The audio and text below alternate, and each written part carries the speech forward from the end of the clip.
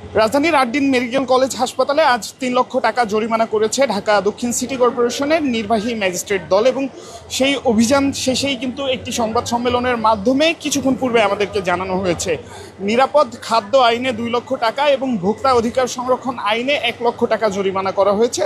সর্বমোট ৩ লক্ষ টাকা জরিমানা করা হয়।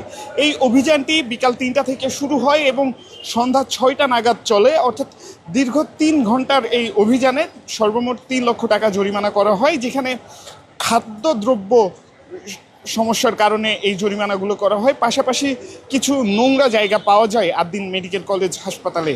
ঢাকা দক্ষিণ সিটি কর্পোরেশনের একটি আভিযানিক দল এই অভিযান পরিচালনা করেন। সেই অভিযানে উপস্থিত ছিলেন দক্ষিণ সিটি কর্পোরেশনের নির্বাহী ম্যাজিস্ট্রেট আমিনুল ইসলাম এবং তিনি সংবাদ সম্মেলন করে সেই তথ্যগুলো গণমাধ্যমে জানান এবং কিছু সময় পূর্বেই সেই সংবাদ সম্মেলন হয় এবং সেই তথ্যগুলোই বাংলা নিউজের সরাসরি সম্প্রচারে আপনাদেরকে জানানোর জন্য আমি আজবার রাত যুক্ত হয়েছি আপনাদের সাথে এবং আপনাদেরকে ৮ দিন মেডিকেল কলেজ হাসপাতালের সামনে থেকে দেখানোর চেষ্টা করছি এখানকার যেই তথ্যগুলো। গত ২৮ মে অর্থাৎ কুরবানির ঈদের ঠিক আগের দিন ৬ জন শিশুর রহস্যজনক মৃত্যু ঘটে, তবে স্বজনদের দাবি শিশুদের মৃত্যু ১১ জন, অর্থাৎ মৃত শিশুর সংখ্যা ১১ জন দাবি করছে স্বজনরা এবং পিছনের কারণ ছিল হাসপাতাল কর্তৃপক্ষের কয়েকজনের কাছ থেকে আমরা যতদূর জানতে পারি এসির গ্যাস লিকেজের কারণে এমনটি হয়েছে। পরবর্তীতে গতকাল স্বাস্থ্যমন্ত্রী এখানে আসেন এবং এই হাসপাতালের মাঝে একটি বেকারির সন্ধান পান।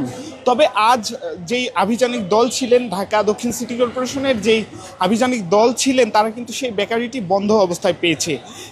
এ কারণেই কিন্তু আমরা দেখেছি শুধুমাত্র নিরাপদ খাদ্য আইন এবং ভোক্তা অধিকার আইনে সর্বমোট ৩ লক্ষ টাকা জরিমানা করা হয়েছে এবং গতকাল যখন এই বেকারির তথ্য সংগ্রহের কারণে গণমাধ্যম কর্মীরা হাসপাতাল প্রাঙ্গণে আসেন তখন কিন্তু তাদের উপর এখানকার যারা স্টাফ এবং পরিচ্ছন্নতা কর্মীরা রয়েছেন তখন কিন্তু তাদের উপর হামলা করে এবং আমরা দেখেছি বেশ কয়েকজন গণমাধ্যম কর্মী আহত হয়েছেন। সেই হামলা কিন্তু ৩ দফায় চলে এবং আজ এই হাসপাতালে যেই ঢাকা দক্ষিণ সিটি কর্পোরেশনের ম্যাজিস্ট্রেট যিনি রয়েছেন আমিনুল ইসলাম, তিনি একটি আভিযানিক দল নিয়ে এখানে অভিযান পরিচালনা করেন এবং সেই অভিযান শেষেই কিন্তু তিনি এই তথ্যগুলো গণমাধ্যমে বলেন যে সর্বমোট ৩ লক্ষ টাকা জরিমানা করা হয়েছে। লেবেল ছাড়া মিষ্টি কিন্তু তারা এখানে পেয়েছেন। এর পাশাপাশি কিছু নোংরা পরিবেশ এবং খাদ্যদ্রব্যের নোংরা পরিবেশের কারণে কিন্তু সর্বমোট ২ লক্ষ এবং অন্যদিকে ভোক্তা অধিকার সংরক্ষণ আইনে ১ লক্ষ